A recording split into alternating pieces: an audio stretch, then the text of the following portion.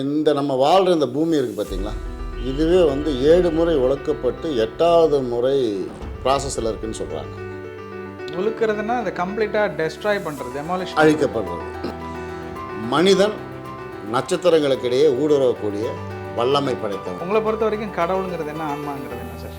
இந்த ஜாதி மதமெல்லாம் வந்து அது வேஸ்ட், அப்படி ஒரு கான்செப்டே கிடையாது. அவங்களுக்கு இறைவன் வந்து மனிதன்ட்ட என்ன எதிர்பார்க்குறாங்க.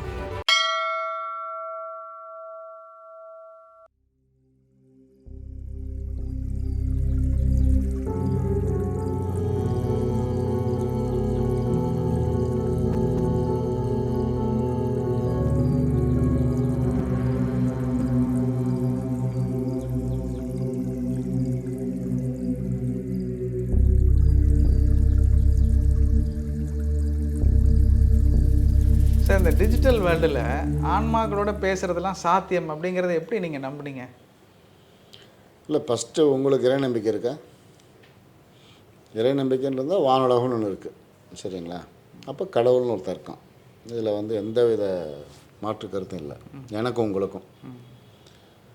நான் வந்து சின்ன வயசில் அந்த 3ஆம் கிளாஸ் 4ஆம் கிளாஸ் படிக்கும்போது வீட்டிலேருந்து கிராஸ் பண்ணி பள்ளிக்கூடம் போகும்போது சின்ன ஒரு முனீஸ்வரன் கோயில் இருக்கும்.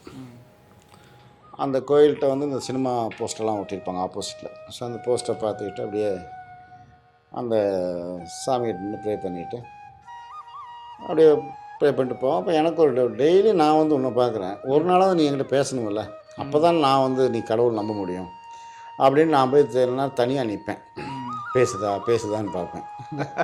அப்போ உங்களுக்கு என்ன 8 வயசு 9 வயசு தானே இருக்கும், அது பேசாது. இது என்ன தொடர்ந்துச்சுன்னா, இது வந்து எனக்கு கோயம்புத்தூரில் போனாலும் இது அங்கே இருக்கும்போதும் சரி, எங்கேயாவது தனியாக ஒரு கோயில், சின்ன கோயில் இருந்துச்சுன்னா அங்கே போயிட்டு ஏதாவது பேசுவாங்களா அப்படியே பார்த்துக்கிட்டு நின்று பேசுனா எங்கே பேசுவாங்க?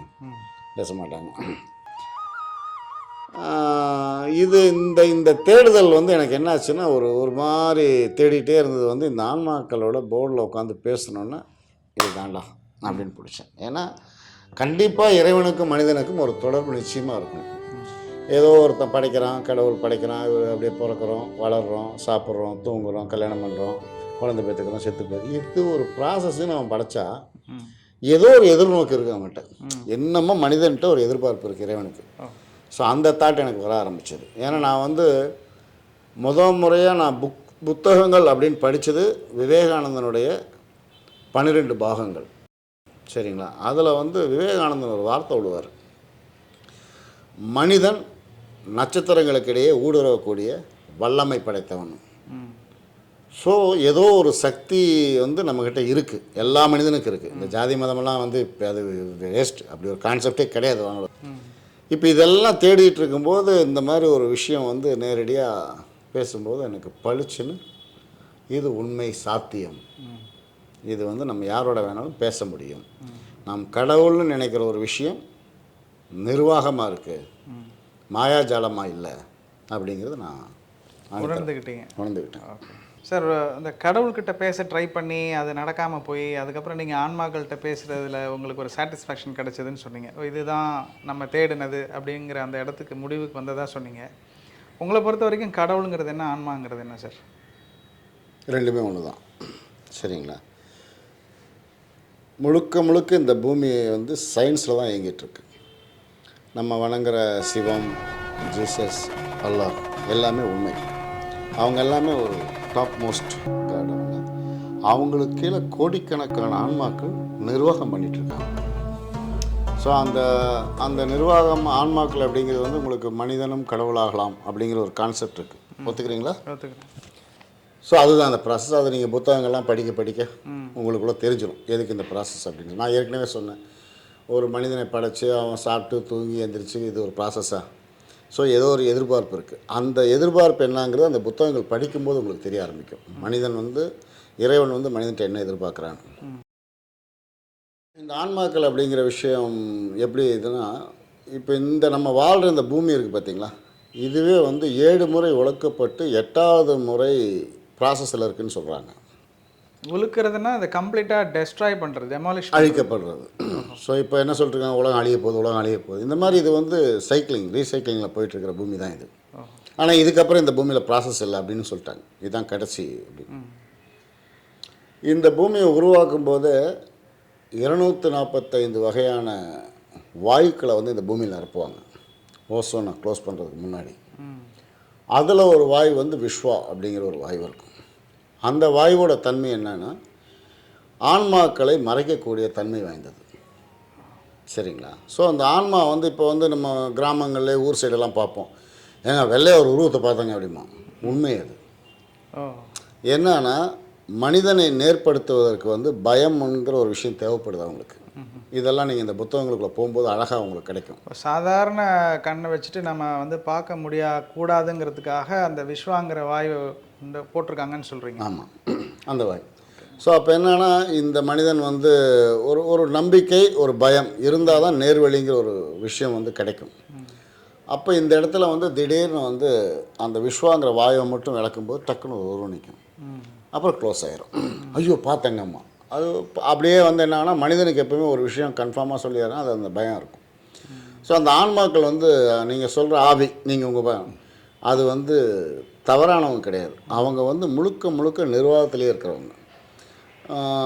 இதில் வந்து தலையெழுத்துன்னு ஒரு போர்ஷன் கொடுத்துருப்பாங்க. இப்போ மனிதன் தலையெழுத்து சுழிச்சுடுறது அப்படிங்கிறதா இருக்கும். ஸோ நீங்கள் வந்து 10லேருந்து 1 வயசுலேருந்து 10 வயசு வரைக்கும் நீங்கள் என்ன, 10 வயசுலேருந்து 20 வயசு வரைக்கும் என்ன, இப்படி நீங்கள் ஒவ்வொரு தொழில் மாறும். ஸோ உங்களை எதிர்பாராத லைஃப்பில் வந்து எல்லாமே ஃபிட் பண்ணியிருப்பாங்க, அதில் எந்த மாற்றம் இல்லை. இப்போது 1000 பேருக்கு ஒரு ஆன்மாட்டை பொறுப்பை படைப்பாங்க. இந்த 1000 பேருடைய ஃபைல் அந்த ஆன்மாட்டை இருக்கும். அதுக்கு அவங்களுக்கு பேர் பொறுப்பாளர். அவருக்கு கீழே ஒரு சில உதவியாளர் இருப்பாங்க. இப்போ நீங்கள் அருள் இங்கேருந்து வந்து கன்னியாகுமரி போகிறீங்க அப்படின்னா உங்களுடைய ஃபைல் வந்து இங்கே இருக்கிற ஆன்மாட்டை தான் இருக்கும். ஸோ அவன் என்ன பண்ணுவான்னா, அருள் வந்து கன்னியாகுமரி போகிறாரு, அவருக்கு இந்த காலகட்டங்களில் விபத்தோ வேறு ஏதாவது ஒரு சந்திப்போ அல்லது ஒரு காதலோ ஏதோ ஒரு விஷயம் க்ரியேட் ஆகணும்னா கரெக்டாக அந்த சாப்டருக்கு அங்கே அனுப்புவாங்க. சயின்ஸில் அந்த பொறுப்பாளருக்கு அனுப்புவாங்க. அந்த பொறுப்பாளருக்கு அனுப்புகிறாங்க. ஆமாம், அனுப்பும்போது நீங்கள் போகும்போது உங்களுக்கு எதுவுமே நடக்கக்கூடாது அப்படின்னா நீங்கள் போயிட்டு அழகாக வேலையை முடிச்சு திரும்பி வந்துடுவீங்க. விபத்துகள் நடக்கணும்னா அதை க்ரியேட் பண்ணுவாங்க. இதில் நிறைய சிக்கல்கள்லாம் நடக்கும். அவங்க சொல்லுவாங்க, ஏன்னா விபத்தே நடக்காத ஒருத்தன் வந்து இதில் அவனுக்கு விபத்து இல்லை, ஆனால் அவன் அந்த வண்டியில் ஏறிடுவான். அதை அவங்க என்ன பண்ணுவாங்கன்னா அவனை மாற்றி கீர்த்தி விட்டு, அதெல்லாம் ரொம்ப இன்ட்ரெஸ்டிங்காக இருக்கும் அந்த பாயிண்ட்லாம் படிச்சிங்கன்னா. ஸோ முழுக்க முழுக்க கடவுளால் நிர்வாகம் செய்யப்படும் ஒரு பூமி ஆன்மாக்களால். அதை நம்ம வந்து இந்த விதின்னு சொல்லுவோம், இல்லை எதே தற்செயலாக நடந்தது அப்படின்னு சொல்கிற விஷயங்கள் எல்லாமே ஆல்ரெடி ஃபீட் பண்ணி அதுக்கேற்ற மாதிரி தான் நம்மளை கைட் பண்ணுறாங்கன்னு சொல்கிறீங்களா? 100க்கு 99% 100% தான் ஒன்று. ஓஹோ.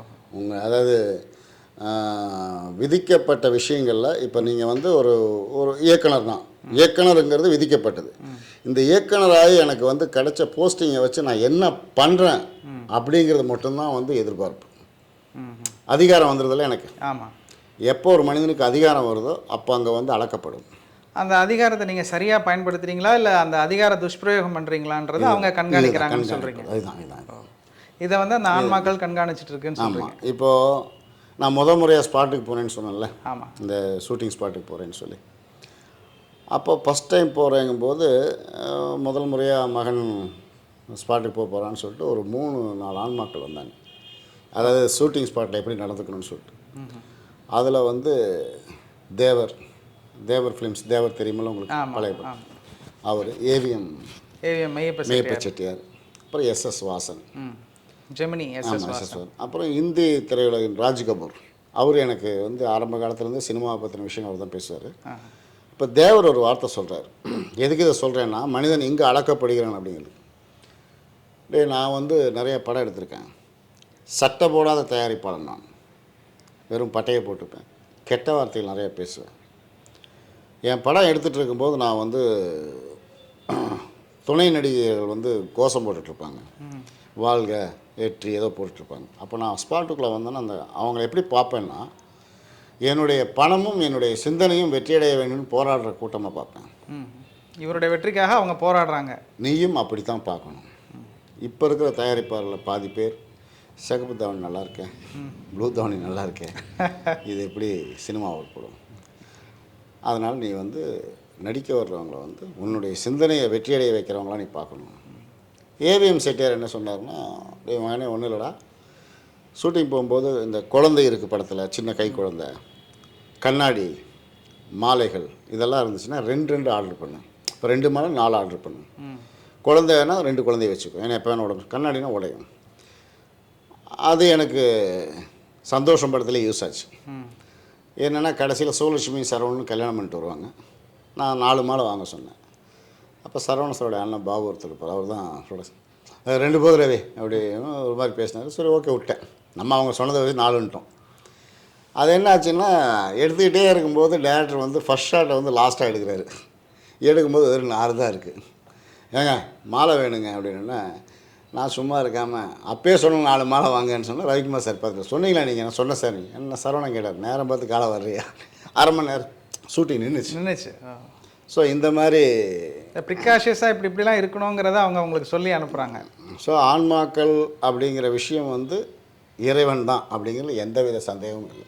சார் நீங்கள் இந்த Newton, Thomas Alva Edison, Mother Teresa இந்த மாதிரி நம்ம தமிழ்நாட்டில் இல்லாமல் அந்நிய நாட்டில் இருக்கவங்களோடையெல்லாம் நீங்கள் இப்போ அந்த ஆன்மாக்களோடலாம் பேசியிருக்கதா சொல்கிறீங்களே, அவங்களுக்கு எப்படி தமிழ் தெரிஞ்சது அல்லது நீங்கள் எப்படி அவங்களோட தொடர்பு கொள்ள முடிஞ்சது?